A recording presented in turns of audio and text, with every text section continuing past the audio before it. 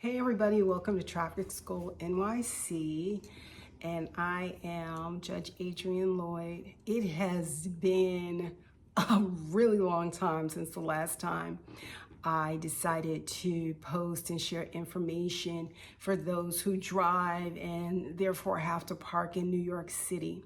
So it's been so long that people have stopped asking me what's going on with it. And just last week, I learned that New York City is literally attaching barnacles to people's windshields for parking violations. And I was just aghast. I said, oh my gosh, okay, God, this is my sign. I need to go back and inform the folks about the rules. And one of the reasons why I feel like doing this is important is because most people don't really understand the rules of parking in New York City. And those of us who adjudicated cases only learned the rules because we had to be trained and we had to understand what the guidelines were. Most people don't get that level of information or that depth of information. You only learn about what the rules are once you violated them, maybe. I've seen so many people come before me and they've gotten the same citation over and over and over again. Some very angry, some in tears, some distraught because now their vehicle has been impounded. So it's just such an important thing. If you're gonna live in New York, if you have to drive in New York City, I'm not just talking about Manhattan, I'm talking about all 5 boroughs. These rules do apply. So I want to just come and do something really quick. Also let you know that I've committed myself to doing Traffic School NYC twice a week, and down the line eventually I'd like to go live so that people who do have questions will have an opportunity to ask those questions and I can answer them for you. So with that being said, I want to start with 2 of the most prevalent violations that New Yorkers and those who visit New York end up getting. In particular, the first one is the fire hydrant violation. And it's so important that you understand, first of all, that all of New York City is a tollway zone. So they'll put that barnacle on your car, but they also can tow you just for an expired parking meter. So just know that the entire city is a tollway zone, okay? So going back to the 2 major areas where people violate the parking guidelines, the first one is fire hydrants. Listen, there is just no wiggle room with respect to fire hydrants.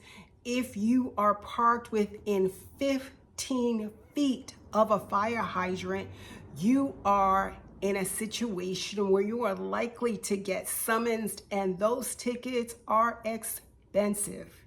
Okay, so it's 15 feet. I've had people send in evidence. A gentleman provided me evidence, and he said, I'm 6'4", and he's laying on the ground, and his feet are like at his rear bumper, and his head is not even at the fire hydrant, not quite. So I guess he just assumed he had plenty of space.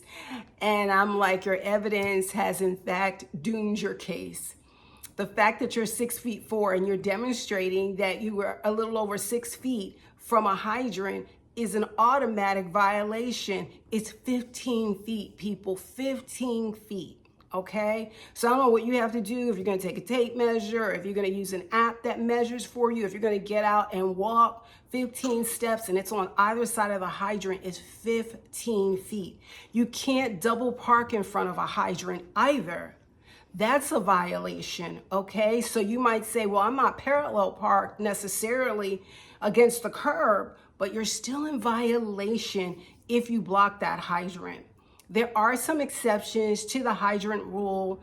I'll talk about that later, but it's a very, very narrow exception, okay? And I don't want to spend a lot of time going into these exceptions as just yet. The second one that people always in New York always get in trouble for is the bus lane violation. Parking in the bus stop.